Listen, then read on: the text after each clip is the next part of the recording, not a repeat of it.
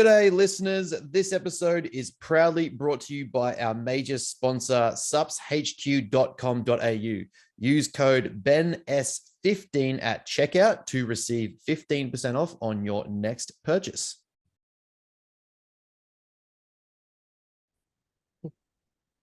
G'day, listeners, and I like the hand clap now. That's my thing. It goes on all my content. I just do hand claps. Welcome to another episode of the Matter Mentality podcast on the Coaches Roundtable, joined by the boys as usual, Tom and Rowan. How are we doing, fellas? Good, man. Yeah, I'm alive. I'm good. We'll let Tom go first, so then Rowan can just drip feed in when he's feeling a bit more energetic. Yeah, let me crack this monster open, and it might hit me in a while. Caffeine doesn't work. Just keys to that one. Like, if you want to just actually end up just butt chug that one, it might hit you a bit faster. Can you snort Monster? Do you want me to try that on the podcast? Sure. Just an enema. Just you do an enema with it. Probably the just find a vein and put it in straight away. Look, I'll try anything at this point. Anyway, before Rowan brings us down to his low energy. We'll start normal. I'm good. We've just come off the back of a mini cut, I guess, whatever you want to call it, tidy up phase for 4 weeks, I think we did. So the original plan was to we was at about 5,000. The original plan was to drop about 2,700, just to go a little bit more hectic and try and keep it shorter. I just basically cut it to 2,100. 2,100. So basically just took out the fats as well. So we're about 200 carb, 35 or 40 fat or something, and 250 prote. Did that 4 weeks, dropped from 112-ish to 113-ish down to about mid 105s. So a fairly decent chunk of weight in the 4 weeks. And it's done kind of what it needed to do. Hunger's spiked right back up. And I've kind of got over a period at work and stuff where it was just not conducive to eating a lot of food and everything. I just wasn't getting it in time, and I wasn't utilizing it properly. So the cut worked well there. And dealing with injuries and shit that are finally kind of getting a bit of progress in terms of recovery and stuff. So able to push a bit more in the gym now again, which has going with the food coming back up slowly. So winning at the moment now, after I guess a month or two of just kind of stagnated stuff. But yeah, that's pretty much me at the moment. That's pretty much like a good little touch point people need to understand is it's like not every cut needs to be this super drawn out, like 20-week, get 3% body fat shredded cut. Sometimes it's just like, especially in the potentiation of growth, where in an off season, the whole plan longevity wise is to build as much muscle in a tight condition as possible so that we can strike stage when we need to. For you, we just need to put on more size. So spending 6 months cutting to the ratio of 6 months growing is just a waste of time. So getting to the point where it's like good indicators of where an off season is tapping out, right? Like, or at least that growth phase is kind of capped. Appetite starts to downregulate. You get fuller easier. You're not really feeling like you're processing the food. You feel more sluggish and lethargic. It probably starts to impact training. Blood glucose goes up. Your blood pressure goes up. Your fasted resting heart rate goes up. So you start to get to the point where the body's just not tolerating more food and more growth. So you get to a point where you assess that and just go, well, given your lifestyle environment, like work was hectic for you, lifestyle things going on, personal life areas that were like considerations and things as well. There's just a point in time where it's like, is trying to force another 200, 250, 300 calories on top of what you're already struggling going to be any more beneficial? Or do we just tighten up now and reassess later? Well, and that's it. And like 5, like we were just under 5, and that's not, I've pushed 6 before. So yeah, it's not like we were at a cap. It just got to the point where, as you said, a lot of markers and stuff were going up into areas that aren't preferable.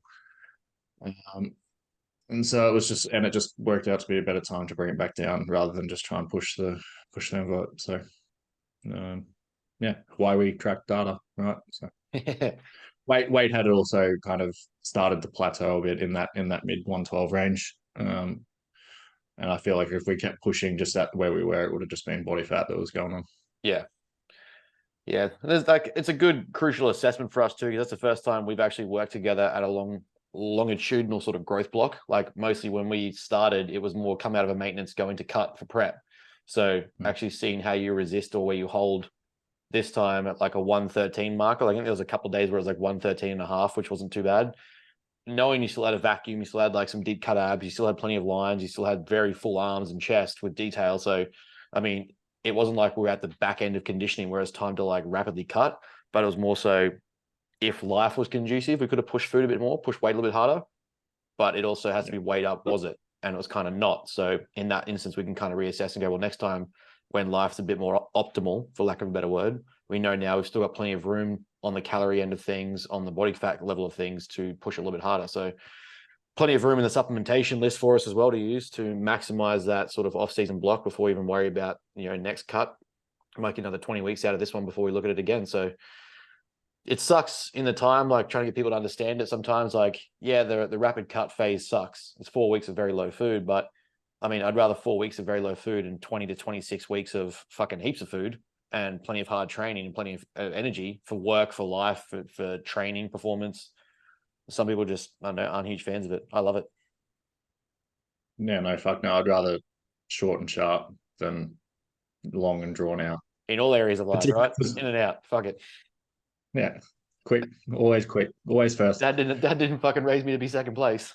But it's like like a prep is always going to be long regardless. So like just you have to give yourself the time to be safe with it, and you don't want to be losing muscle, so you're trying to a steady rate. But so it's like it's completely different in this scenario. Yeah, I don't want to feel like I'm doing a prep every year just to re-tidy back up. So yeah, that's why it's always good to like to kind of like finish on a touch point there. Is like it's good to always stay in at least a relatively like capped conditioning. Like the faster you get fat, the faster you have to pull back down. The more fat you put on, the harder it is to put it becomes harder to potentiate muscle growth when the body starts to prioritize of a focus on storing fat. If you're just getting fat for fat's sake, it becomes a waste of time. So at least staying in a relatively tight condition where if you hit that like 15% mark, like, okay, it's time to tidy up. Or for me, it's more like 12, but I look softer at 12 and very bloated, so I'll pull back down. For you, like even if you're like, for you, it seems to be like your 15% is very evenly distributed. So we can get away with that for a little bit longer and then pull it back down. But you still want to be in that radius where it's like, okay, any more than this is a waste of time. Stay like at least in striking distance. So when a prep does start, we know we can pull you into 10 to 8% pretty quickly and then start the prep. Yeah. How you doing, big boy? Thumbs up. Great. 5 weeks out feels good. Love life. So much energy. So little sarcasm. Yeah, it is what it is. It's 5 weeks out from a show. It's never a good time to be alive. But had some ups and downs over the last couple of weeks. So just focusing on each day and being better each day. And we're still, I guess, like, as you just said, we kept things in kind of relatively close striking distance for all of the off season. So even though we've had some slip ups and some ups and downs, like we're still in a pretty good spot being 5 weeks out. And then coming home a bit early, and essentially we can go into a fight camp for a month. And if we need to really pull, then we can really pull. But we know that we can do it. It's just about doing it. So yeah, 100%. But like, let's take it back and say that we don't know, right? Like we sort of just said, like, you know what it's like to be in a training camp or in a like 5 weeks out from show. Let's say new listeners or people that are listening are wanting to consider preps, right? I think one of the big things that's going to be a really good touch point here for us to jump in on, and I think we'll probably do this over several episodes between all three of us when we prep next and do things, is I'd like to start more of the fuller story, like from the start to finish. But given where we are now and what experience we have, and we've all been there, this is where I guess it's important to have anecdotal experience plus coaching experience. Is a lot of people only see the starting line motivation. They see the starting line excitement and that big drive at the start where it's like, you got plenty of food, body fat's high, energy's high, energy availability is quite high still. and you're living off that motivation of like, oh, I can't wait to get on stage. That's where everyone sort of lives and relishes bodybuilding, right? That's where like the true fans are like fully into it. Then we get to like where you are, and all of a sudden it's like the reality hits that it's actually not fun. It's not this experience you hyped up online. It's not this experience that you saw on stage with the bikinis and the bedazzled jewels and the fucking dresses and gowns. Like the suck before you get there is where most of the prep actually exists. But unfortunately, a lot of people over polarize the initiation of it, and then the back end of it, as in like on stage or stage day or like, you know, photo shoot day. But no one really talks about that last 10-week chunk where you're coming down in body fat. Depending on phase you're in, you're either increasing training intensity, drug modalities, and trying to brush off final phases of fat mass, or you're trying to avoid coming in too soon and not, you know, not overloading too hard, but also not filling too fast so you don't lose the look, trying to peak things at the right time. There's a whole lot that goes on, especially in that back sort of 6 weeks where it's like, this is day-to-day stuff. Like I've had some of our younger clients message me asking for more specifics. And I'm like, you know, for those that aren't aware, the I guess true unsystemized version of the coaching becomes day-to-day assessments, right? Like we start to see, well, how are you feeling this day? How did you feel after the refeed? How did you feel 2 days after the refeed? How did you feel with, you know, training reduction going down? How did you feel the deload? All these things start to matter in how your look might land. But a lot of people don't know that. They don't understand that stuff. They just see the hype at the start and go, I'm going to feel great the whole way through. Prep's exciting. I can't wait to be that hungry. And then they get to it and they're like, this fucking sucks. I'm out. Yep. I think like the hardest bit is like the start's great because you feel good and you got a goal. Mm-hmm. And so you're like, sweet, I can smash this. It's easy because you're not depleted yet. Mm-hmm. You're not that hungry. You're starting to look good. You get changes almost immediately because you're coming from high food to low food. Like the first month, 6 weeks is great. And then it stops. Mm-hmm. And then it stops being great because then you start to get actually hungry and you start to get tired and everything starts to hurt. Like my training probably hasn't progressed at all, and it's probably started to regress over the last 3 weeks. Like no matter what my intensity's at, no matter how much pre-workout I take or how much caffeine I have, which is a lot, it still just sits. Like either I'll just hit the same numbers from last week, or I'll drop down a plate, or I'll drop down 5 kilos to just try and hit my reps, because I'm like, for me, getting more important than me trying to push any form of strength at this point. And then you get about halfway through that middle month between 12 weeks and 8 weeks, and it's okay. And then you hit 8 weeks out and you're like, it's the hardest 4 weeks of your life, because those 4 weeks are, you're not close enough to have white line fever yet. So you're not close enough to have the adrenaline of being right around the corner. But you're also at a point where if you start to fuck up now, that habit is going to build into those 4 weeks where it's going to matter, which is where I'm at. And that's what I, reflection-wise, will need to change as we move forward, is that 4 weeks, because I had habits in there that weren't conducive to what I need now. And we are now very much battling some habits that I built in those 4 weeks, because it just is hard and it just sucks and it hurts and you're hungry and your brain stops working logically and all of those things that sound like excuses. But until you've done it, it's very hard to realize they sound like excuses, but they're not excuses that are easy to ignore. Yeah. They're not things where I'm like, I just want to make my life easier. It's going to taste good. Fuck, I'll eat shit that I don't want to eat just because it's there. And I'm like, I don't even want this, but my brain's telling me it needs to eat it. Like, it's just a survival thing, eh? Like, yeah. And so, yeah, it's that middle 4 weeks. And then like we're right around the corner. And as I said, we're going to a little mini fight camp. So that will kind of narrow it down into the goal. And that's when it gets fun again, because you start to see daily changes because you're lean enough and things get fun. But yeah, that between 12 and 4 weeks, that 2 month block is, yeah, one, something you have to experience if you ever want to do it. And two, one of the hardest things you'll ever do. I had this nice little like Tom, I'll let you jump in a sec. I had this nice little like expression I was trying to get people to understand, is that everyone thinks prep is this single linear phase, right? Everyone thinks like I start prep and I'm in prep.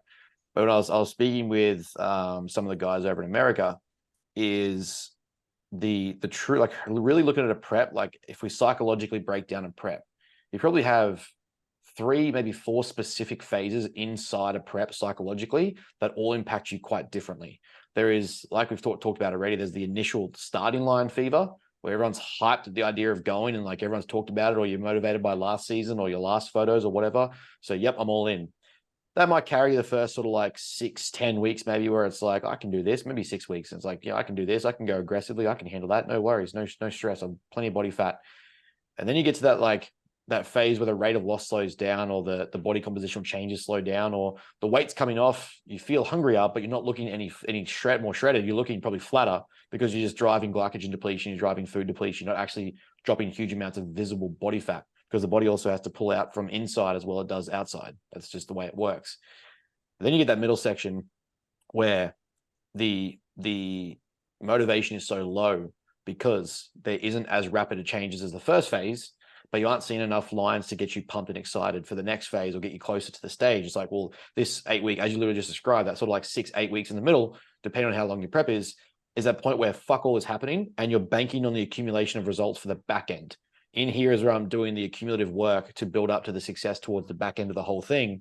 But I don't see that in the instant. And that's where a lot of people get it wrong, I think, is that, not get it wrong, but I think a lot of newbies, especially to preps, is they want that instant gratification of like, oh, but if I post this photo, I'm leaner, so everyone should give me likes. Or, you know, I'm leaner now that I feel leaner and I'm hungry and my weight's down, but I don't look any leaner. Someone give me like credit or give me, you know, validation. And that tends to fuck a lot of people in there, because that part is where the excitement's gone. It's not as motivating. And then it's that back end, which you've kind of just described here. And we start worrying about fatigue management, strength management, volume management. Are you just simply holding tissue, because that's the key to back end of prep?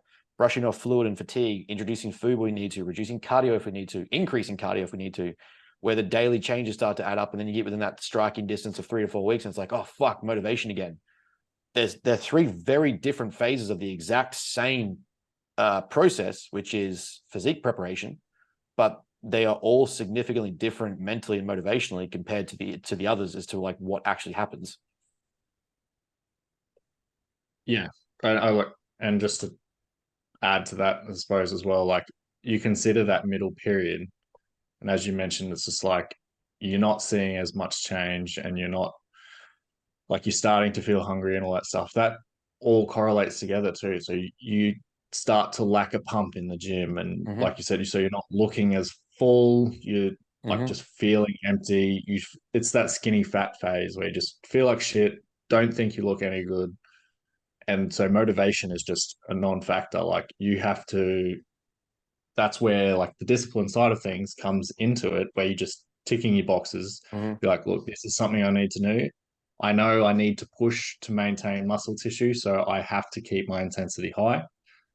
And you, like, it's a grind. That is probably the epitome of a grind in any kind of prep, is that phase. And it's like, as you said, Rowan, earlier too, the start phase. If you've been starting in a good position, you've been on high food, you're probably over eating to a degree where you're like, you can sustain that for 6 weeks. So you're just like, where your food's come down and you're just comfortable eating that. But it gets hungry at some point, and then that's in that middle phase again. And then, yeah, back end of it, you're like, okay, 4 weeks, I got this, whatever. The only thing I would say in that middle phase too is that if that is a part where you're really starting to push, if you feel like you're a little bit behind in that, you might be not getting any refeeds or anything for weeks on end and stuff, which, I mean, you shouldn't go into a prep thinking that you're going to have a refeed every week anyway. But like, just not having that little goal close to you can sometimes like just put you over the edge and be like, oh, I don't get food for like weeks on end or whatever. It's just an accumulation of everything that all just seems to hit within that period of time. And you need to be aware that that's going to come, and to have yourself set up to know how you're going to mitigate and manage, for lack of a better word, the symptoms of that stage. So whether that is through, as we previously talked about, food volumization, and all your prep hacks and stuff. Probably not fatigue management in that middle point.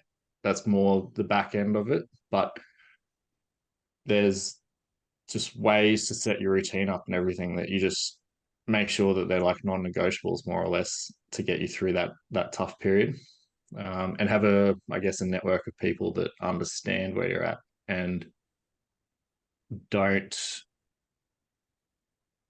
try and just be like, oh, you can have a little bit of this, that's fine, or a little bit of that, that's fine. Like it just does not help. And don't ask how you're doing in prep if you don't understand and whatever. That's like, I know it's a normal thing, but you don't ask someone how they're doing in prep necessarily if you're expecting them to be like, yeah, great, yeah. Yeah. Yeah. Like if you can think that- find if it's your first time, your first season, if you can find a support network that understands that already, fucking good for you. Latch onto them because it takes a long time to build that network of people. But that's why you use a network like for us, for instance, right? 100%, like your yeah. coaching network or whatever, like 100%. everyone else that's prepping and stuff. Not necessarily family and friends, because likelihood that your family and friends and stuff aren't involved in it at all and don't understand. So pick people that do understand what it's like to be hungry and fatigued and tired and all of the above. Yeah, leaning into those people versus not so much pushing away, but like trying to void yourself or distance yourself. Like it's the people that understand that can guide you through it that are ones you should lean onto most or lean into most, whether it be coaches, other more like, mentors if you have them in terms of the bodybuilding scene, or friends that have been there before at that level or been above your level. Like having that, especially in those phases where things really start to get fucking hard and like you're pushing that next level condition, you're pushing for a placing, you're pushing for bringing your best like to stage. You need to be able to lean into them and stop. Like it's one of the few times where I'm like, you can't just grunt it up and suck it up on your own. Like no man is an island regardless of where you are. And if you're going to try and go through a prep thinking you're a hard ass or like, you're a tough guy because you don't have to talk to anyone or you're not going to talk to anyone, lean on anyone, you're going to make it hard on yourself. Those middle phases where motivation is low, that back end where fatigue is high and exhaustion's through the roof and like everything is food focused, that's where you need to talk to people the most, even if it's just to let them know what's going on or where you are or what you're feeling. Like you can tell your friends only so much if they're not involved, right? You can tell them so many times that you're tired or hungry, emotional. Eventually they're just going to say, well, stop. Or eventually they're going to say like, who will come out with us or, have a beer or have a drink or have a bite to eat. To them, they feel like they're being supportive.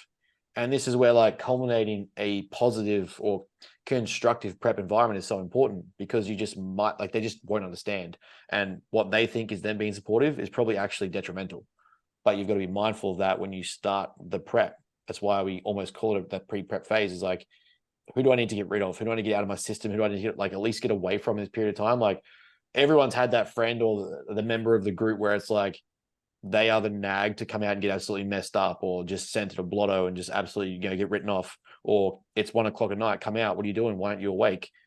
The people that aren't really going to be conducive to your prep, they're the ones you've probably got to limit, especially in those middle phases where your brain's like, yeah, we're far enough away where this is a good idea, it won't hurt, but not close enough where it's like, hey, that's fucking dumb, don't do it.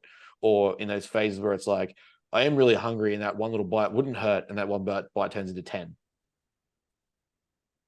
Yeah, yourself not loses it. Yeah. That one little bite turning into 10 is such a that's the middle phase. Like that's the epitome of it. If you put it into one metaphor, it's a spiral phase, man. Like it's so easy in that phase you get one thing that you enjoy eating and suddenly you can't stop eating it. The amount of food I've thrown out in the last month is horrific because I'm like, I'll start it and be like, if I have any more of this, I will eat this whole thing.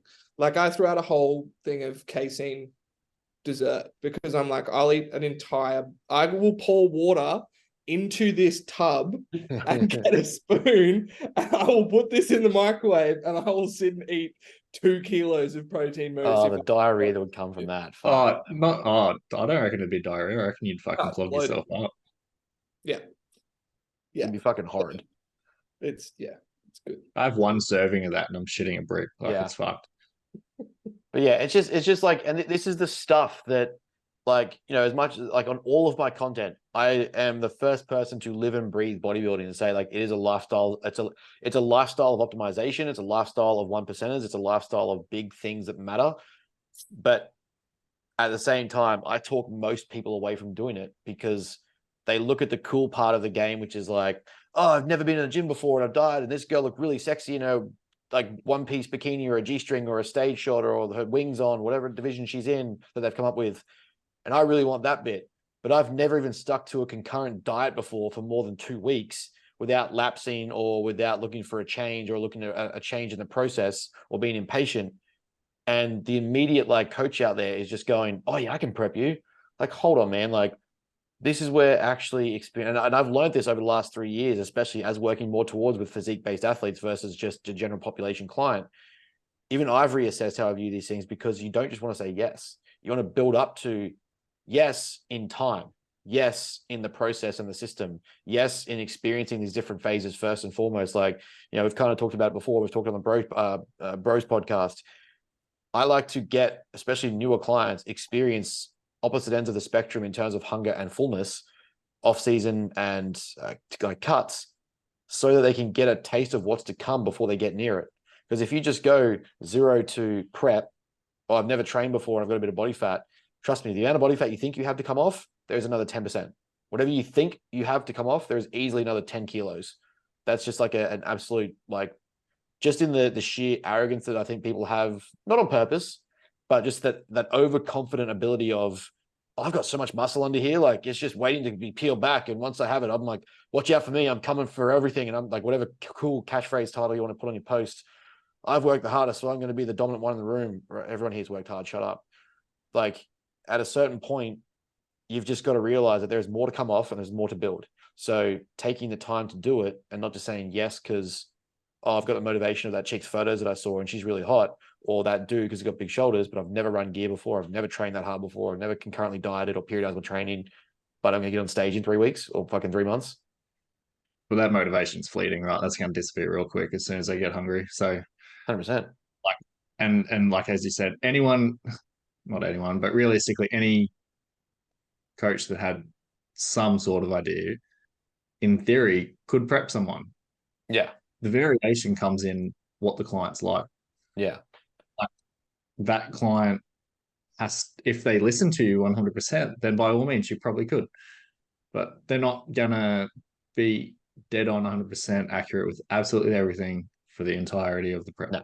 So it doesn't work like that. And you can't just be robotic with it. Like, not, there's very few people that can do it that way, where it's just like, this is what you eat and that's how you manage it, and or you don't manage it, you just do and deal with it. It's like, it doesn't work. So it doesn't matter how many times you've done it either, it's always hard. So it's, as much as we've just talked about all the hard aspects of that middle part, what would you find has helped, like for you particularly at the moment, Rowan and stuff? What's got you through those points where you've had to like reassess and jump back on the horse to kind of push along? I guess like the biggest one's just reflection as to why I do this. Just sitting down and literally just journaling it out and just being like, why do I do this? I mean, Ben and I have had some pretty big chats as well over the last couple of weeks. Usually he would rather they happen prior, but most of the time after something goes wrong. But just big chats on why we do this, why we work towards this, what we've done in the past, and kind of just, bringing it back to the present and going, you know what, I choose to do this. I make each choice each day. I own each decision each day, and I accept the outcome. And I think those things have been big for me over the last couple of weeks. Is acceptance. One, acceptance that it's going to be hard, and two, acceptance that things have happened. Because if I beat myself up over stuff that's happened prior, it's just going to spiral me even further. And then accepting that, yes, it's just going to suck. And sometimes these things suck. So those two have been big. And then owning the choices. Like, you're sitting there and it's very easy to be like, oh, I just couldn't help it. Or I just, like my brain was just telling me to do it, so I did it. you have to accept that you have to own that choice. You made that choice, no matter what that choice, whether it was working towards your goal or away from your goal. You have to own that choice, and then comes back to accepting that choice. But I think a big thing that I guess I wish I'd done more of over the last couple of weeks was, you kind of alluded to it before, is you don't have that short-term goal. You only have, my show is 6 to 8 weeks away. So probably would have liked to have set some shorter term goals, maybe not even weight wise or numbers wise or anything like that, but just developed a couple of things strategy wise to be like, cool, I want to hit this by this time, or I want to hit by the end of this week. I want to have done this little mini goal or something like that, something to drive that dopamine hit, because the dopamine hit is too far away when it's 8 weeks away.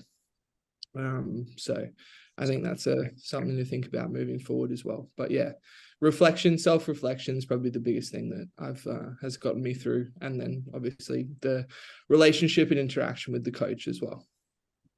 Yeah, it's definitely one of the hardest aspects for people to actually reflect on and own up to, is that prep is always and forever will be a choice. Like at any point, and like, I've been at the depths of it, even days out from a show where I'm like, fuck everyone, fuck this shit, this is fucked. And then you got to catch yourself, like, yeah, it's free to be depressed and miserable right now, but it also isn't like why we do it. It's not making you any better as a person. It's not making you any better as a coach or an athlete or a trainer. So why be a dick? Like at this point in time, I can be tired, I can be frustrated, I can take it out on people, but it's still my choice. I have every choice at any moment. Like when people say like, oh, prep is restrictive. No, prep is choice restrictive. At any point in a prep forever, you will always be able to go grab McDonald's, go grab Hungry Jack's, go grab donuts, a burger, whatever you want. No one has a gun to your head. There is no lockout situation. There's no like, I'm going to imprison you until you do what I say. You're an adult of any kind where you can literally go do what you want. But those choices come with the consequence of not taking you to where we're trying to go. So it's choice restrictive. You have to be conscious of that. Unfortunately, people get this ego about them that like my hard and my choice that I'm wanting to make hard, or this thing I'm choosing to be hard, is everyone else's choice, and they have to bend the will for me and bend reality for me, and bend over backwards for me. And it's not the case. Like it's always going to be a choice. And once you accept that choice, you accept that it is hard, but it's my job to be better. Like the prep is hard. The prep is always going to be hard. It's going to be hungry, tiring, exhausting, fatiguing, frustrating. I'm not going to look how I think I'm going to look. I'm going to take longer than I thought it was going to take. All that shit. At the end of the day, it is my choice, and it's my choice to choose this hard.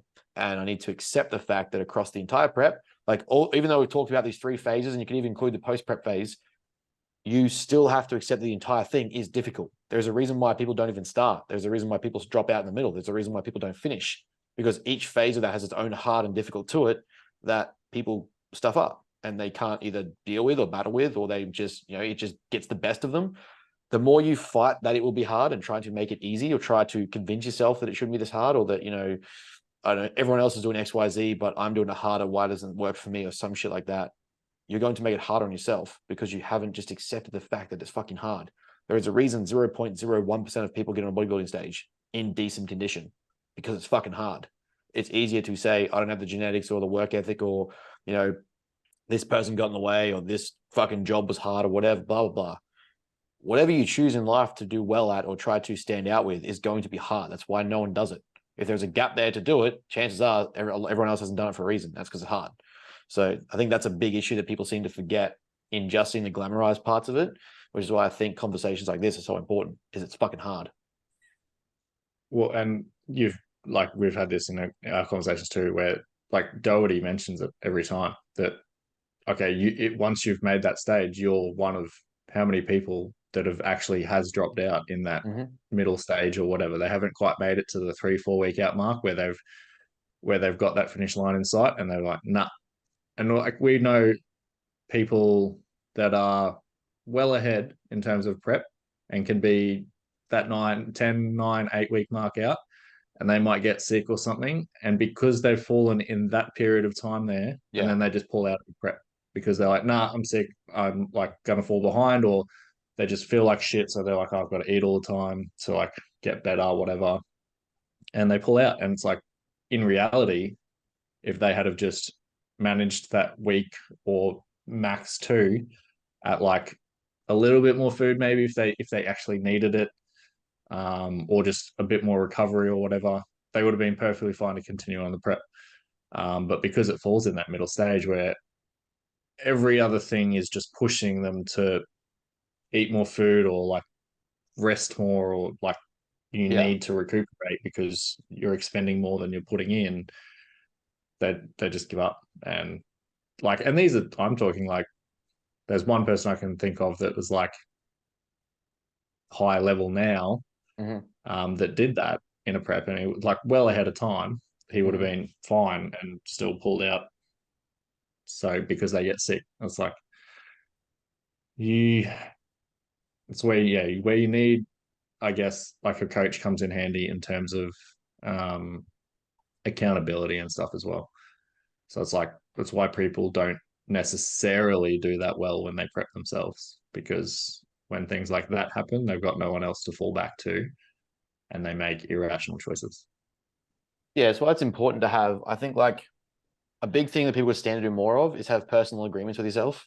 Like, like genuinely committing to the process and the entire process, the entire prep. Like, not just saying, yeah, I'll do this till it gets hard, or like, I'll do this while I'm highly motivated. Like, generally sit down and have agreements with yourself. Like, I'm going to finish what I start, regardless of where I finish up or how it ends up. At the bare minimum, like, I need to prove myself that I finish where I start. Because, like I said, once you get to that back end where, the slightest hiccup, a little like hip niggle or a knee niggle or a shoulder niggle or a fucking, you got rained on because you went for a walk, all these things now are basically your brain way of being like, oh yeah, no, don't keep doing this. It's time to pull out.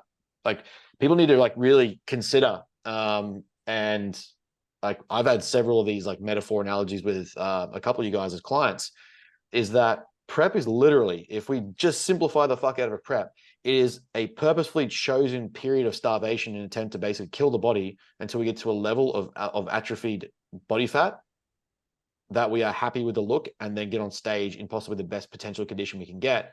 But the simplified version of it is literally choosing starvation. We are starving with the intent to retain muscle. That's the best thing you're going to do with a prep. And to a point that isn't sustainable. Exactly. So you get to a position where every idea after that, it's not the brain trying to attack you. It's not life trying to be harder than it needs to be. It's the brain is literally trying to save you. I want you to stop doing this. Those donuts look good. That fucking restaurant that's 4Ks away smells delicious. All those things that become amplified because you're this far into literally starving yourself, and the brain being like, hey, this is dumb. We should stop. That's what we're fighting against and what you have to go through. And that will include, that niggle that you had, or like the potential you think your boss is more angry at you than they are. So now you're fixating on that because, I should probably just drop this because I might lose my job. No one's actually said that. No, your boss hasn't said that to you. You haven't had that conversation. The doctor didn't tell you to pull out because you got an injury. Your blood markers are fine. We understand that it's acute. So we know that you're not actually going to die in the next 2 weeks. But you think those things because, hey, this is what my brain is telling me, because it wants you to stop. You're essentially becoming two different people by that point. Your subconscious brain, what it wants you to do, and what you're choosing to do. And they're very hard things to contend with that people don't really understand. They just sort of get to into a prep and think, oh, this will be easy. I'll finish this off. No worries. I'm conditioned enough. Like, I remember I was telling one of our young guys, yeah, you're pretty far ahead for like 12 weeks out, 14 weeks, but no one banks on 14 weeks out. Like, I've seen a million people shredded up to the bone at 14 weeks out. Like, they've gotten more shredded than me, but the difference between me and them is I finished and I got on stage. They weren't even in contention because they dropped out. So worrying about how you look at 14 weeks, or being like in that motivational phase or being pumped, then you get to that back point where shit gets hard. Like, that's where you start fighting your brain every single day to do things that you don't want to do, that it doesn't want to do, because you have to do them to get up on stage in your best look. I think it's wild. It breaks down even from every day. You literally get to the point where you're fighting every decision. Every decision you make, your alarm goes off early. Nah, fuck it, I won't do that. And the choice between driving to work or walking 2K to work. Yeah, I'll take an Uber. I've got to do cardio. Stairs or bike or walk. Maybe I'll just walk instead of doing the stairs because it's easier. I'm walking past the grocery store and I need one thing. Oh, okay. Well, now I need 7 things and I don't need all of them. Like, every decision narrows down into your brain is like, let's take the option that I want you to take And you won't even cognitively process 5 of these decisions, but I'm going to make them for you, and then you're going to make them. Yeah. So I think like as we've become, I guess, more self-aware, and as the more time we do them, and the more preps I do, and we've done a fair few as a team now, and like together cumulatively, so we all know that while it doesn't get easier, the way you make choices and the way you kind of look at the way your brain works gets easier, and you at least understand why. And that's why we have these conversations, because we know theoretically why our brain's doing what it's trying to do. It's just that when you're in the moment, it's hard to break away from that. I feel like that whole sentence didn't make sense. It just kept coming out, and I have no idea where it was going. Well, it wasn't that bad. It's all good. Yeah, you just limit your choices at the end of the day, I think. So it's like nearly any bodybuilder or person trying to get in shape would attest to this. It's like if you know that you can't have certain type of food in the house because you will just eat it, don't have it in the house. Like that kind of idea. So like shop to a plan. So if you have sort out what you're going to eat for the week, it's way easier obviously if you eat the same shit every day. And then you just buy the ingredients for basically that exact amount. And then if you are, like Rowan says, like you can't be fucked doing things. Like I don't want to go to the shops at the best of the times, but let alone when I have no energy. So if I go to the shop once a week and then that's it, like I only have the food in my house that I can. I can't stop and potentially buy something else. Yeah. That isn't gonna meet my requirements or whatever. So I'm limiting the potential to fuck up by planning ahead and making those choices then and there. That's where I think the back end of prep, like literally, like you could probably kind of narrow down prep really to very simple principles like that. Is you're trying to maintain as much muscle tissue as possible, control as much fatigue in the middle to start of prep, so that the back end of prep is not as conducive, not conducive, and is fatigue accumulative. And then you're trying to basically limit as much as possible the environments that you're in that may cause or trigger, exacerbate the subconscious actions and choices that you aren't going to think about. The more that your environment is controlled, like, and this is where, you know, people rip on, like, for lack of a better word, fuck with coaches that rip on like meal plans or structured plan eating. At a certain point, even in a prep, everyone eats the same 10 to 20 foods, or like you get down to narrowing your ingredient list to like 10 ingredients, 10 things, 10, 20 things. And you structure that in a meal plan 4 to 5 times a day. That's literally what happens. And the more you try to play with that, the more variables you create, the more choices you create, the more friction points to your strategy that you have, the more potential or potentiation you have to fuck ups and to mistakes. That's going to accumulate over the day, over the week. Now, the way I like to describe it is, as the prep goes on, we all have mental and emotional bandwidth, literally, like as simple as you can put it. The back end of a prep, the amount of bandwidth that you're given by your provider fucking shrinks. You do not have a lot. And you're going to spend that every single day deciding whether you want to have like protein pancakes, or you want to have English muffin French toast, or you want to have like this added in, and you want to try and fit this and squeeze this and cross this off here and put that there. At a certain point, having narrowed lens decisions made for you, like already mapped out, is going to reduce those friction points, reduce those potentiations, reduce those potentials for fuck ups and mistakes. And that then saves you emotional capacity for something else when it is real, when it's like significant. Yeah. And that literally becomes a back end of prep. You're just trying to reduce the amount of friction points and the amount of problem areas, so that when a real problem does arise, you can say, okay, I've got some gas in the tank to deal with this.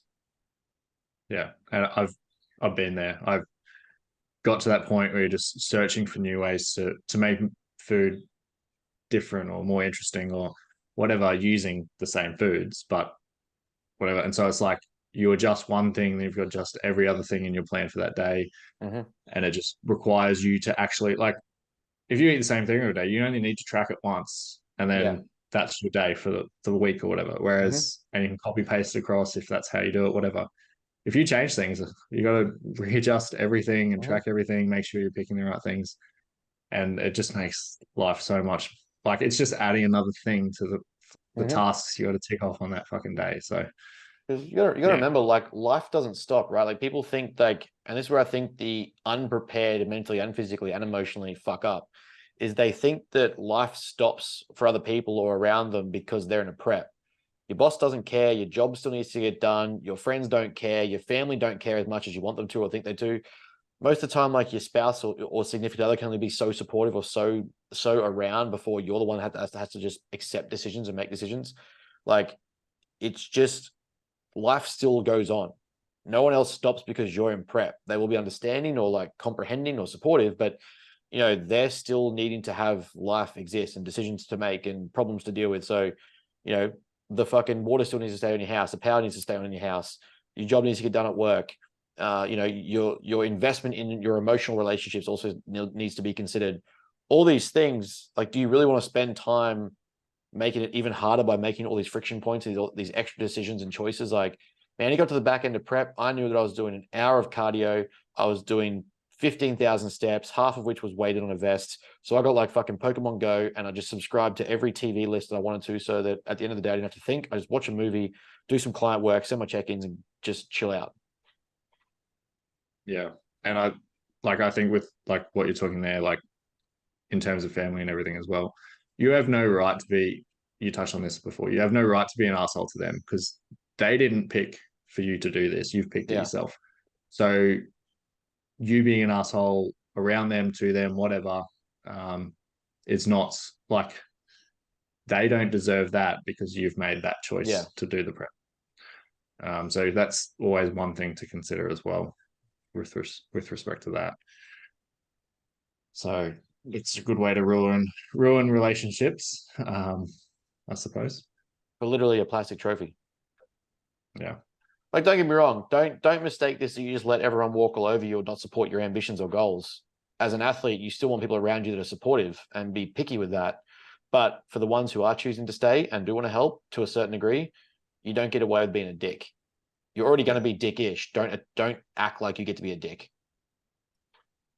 Yeah. Pretty much as hard as we need to make it and simplify it. I just think chats like this need to happen, especially with someone like Rowan, who's currently balls deep in it, and we've got 4 or 5 weeks left to get through to the end. Just because, like we said at the start, not enough people see the true behind the scenes stories. They just see the glitz and glamour that goes on someone's highlight reel of Instagram and Facebook or YouTube channel. Like, even we were guilty. It's not guilty of it. We did a lot of detailed understanding. Like, you could follow most of my prep in the documentary series because that's what we were trying to do. But a lot of people will just grab highlight day or grab photo shoot day or grab stage day and pretend that's prep. That's in the grand scheme of the fucking 6 months to 12 months, that is literally one blimp on the radar. That has fucking nothing to do with it. Everything that you do in between that is more determining who you are and what we're achieving than what you actually did on stage. And it's funny, like, that's the easy stuff. Like, those days Yeah. are easy. They're the best. I was literally chatting to Soph about this the other day. She's like, "Oh, isn't show day going to be like really hard?" And I'm like, "Show day is the easy day. Everything's fucking done. I don't have to worry about shit. Yeah. I have to fucking eat a couple of rice crackers and just get Ben to tell me when to drink water. Like, I don't have to think at all. I'm done by that point. This is the hard bit. Like, now where I don't have that, that's the hard bit. And that's, I think, it's very easy to gloss over the mid part of prep when you look at it from the outside, because, and for the most part, you would have seen in my socials, if you follow me, like, I don't post shit anymore because I don't have the time. I was going to say the energy. It's always the dark period where it's like people are just going into just that grind period where you've just got to get through it, and you don't feel like sharing anything because you're not feeling as confident or whatever, like, as you might be outside of those times. I had to have Brooklyn remind me and schedule me to be like, you need to talk about this or like put this on your story, because I would have just not done it. And it was like the whole point, like not the whole point to prep, but a large part of it was I wanted to show obviously the behind the scenes stuff, be more engaged with it, share more of the actual duration and distance. And it got to a point where I was just like, I don't have the energy to think and write content, but I need to think and write content because we're not going to capture that motivation, momentum that people are seeing. Like, yeah, people get motivated by seeing you succeed or do something. So in that momentum building of us, building a decent physique, getting a decent result as a company and as a team, like I had to like write that out and put that somewhere so that we could reflect on it or put content out or like share it as a story. But you just like get to the end, you're like, I don't want to fucking talk to anyone. I don't want to put that anywhere. I don't want to like write about it. but I've got to, but I just don't want to fucking do it. I don't And want to do a podcast, like. I mean, you're begging to be on here. We didn't actually want you, but I saw the photos. Like, That please. photo I sent in the group chat, that was me not wanting to be here. I'll tell you that much. That's just life. That's life, right? It's got nothing to do with prep or like the podcast. Just want to be here in general. That's very true. Yeah. Well, So I reckon in terms of basically like strategies that would say, I'd say like you obviously be planned ahead, like have your weeks laid out. Goal setting is a big one, as Ron talked about. So I actually have like mini goals in that process as well, like whether it's a weekly thing or a fortnightly thing, just something that's going to get that dopamine spike that you might need or whatever through that hard period. Like the last 3-4 weeks, you probably don't need them because you're close enough to the finish line. You start to get food reintroduced here and there, if maybe. Yeah, anything else that kind of summarizes it? I think just before you start a prep, before you get motivated by the glitz and glamour of it, really spend time building the people around you that you want in the trench with you. Because like if you have the wrong opinions or voices, if you just have that in a way that isn't conducive to succeeding in this game, it will fuck you up.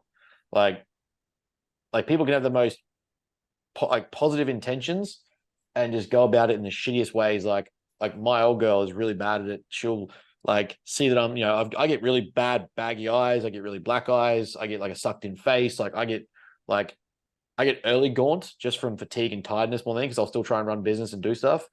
And she'll hit me with the like, oh, you need to take time off and rest and put yourself first. And, can you come out to dinner and have chicken? We'll make sure it's like clean chicken or something. Like just things where she's trying to be understanding and is super appreciative, but at the same time, it ends up it doesn't help at all. Because then I'm like, start to think about it. I'm like, maybe like, yeah, I'm a bit tired. That's taking my head out of the game now.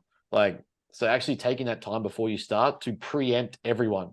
Hey, in this period, I don't need you saying this. I don't need you talking about this. I don't need you to invite me anywhere. I'm not offended by it. I'm not being rude, but I don't want to go out. I don't want to be in that circle or out late at night, missing my sleep, missing my training, whatever. And, just be specific with the friends you do train with, the people that are in your training environment that are going to go to the gym with you or do your cardio with you. You don't need that whole like, oh, did you see this person? They look shit like this, or they could have looked better about this, or you could look better than them if you do this. Like, you just don't need that. I've even had some of the young guys tell me their friends have told them how to train whilst training with me. And I'm like, hold on, no. I will take your feedback or questions on board because it's a two-way relationship. But if we're in the depths of a training phase for a prep, I don't need you to have your friend question or input a question to create doubt if you haven't run it by me first or they've actually spoke to me. Like, that's not helpful to anyone. No, if they're telling them to do more reps to get deeper lines, then they should really listen. Yeah, bro. Just do fucking what one of them was like, I can't remember. It was like jerked concentrics, slow decentrics, and I was like, we're not just going to touch that. But I was just like, look, give me the reasoning. I was like, if you can give me a reasoning, I'll consider it. Couldn't give me a reasoning, so I was like, okay, there's your answer. But yeah, that's probably like the biggest one for me. Realistically, is like looking at the long game of prep is just really make sure your environment, friendship circles, house, your living standards, your schedule be as conducive and optimal as possible because it only gets worse. Things get harder, you get more tired, you get more lazy, you want to be more lethargic, you want to do less. So if you've at least got the things in place to follow so that you tick those boxes as the bare minimums, that at least makes sure that things are getting done and taken care of. You don't have to stress about this friend group or that friend group. You have to stress about this environment. The house is taken care of. It's clean, whatever. Have that stuff in a good, ideal position and you'll be a lot better off. Yeah. And in terms of Rowan's position, I would say if you're like him, you should probably go off caffeine for like 4 weeks before a prep. So, because it's going to substantially increase as you go in prep. At least then it might actually don't ever do that. Have an effect for you. You want to take the only thing you enjoy in your life out, take caffeine out. That's the way I look at it. You can if you can't handle 1,000 milligrams of caffeine a day in a prep, then you're not doing it right and you're a pussy. You're not doing enough caffeine. I'm not saying you can't handle it. I'm just saying you want the caffeine to actually be a stimulant. I'll just run other stimulants, Tom. Come on.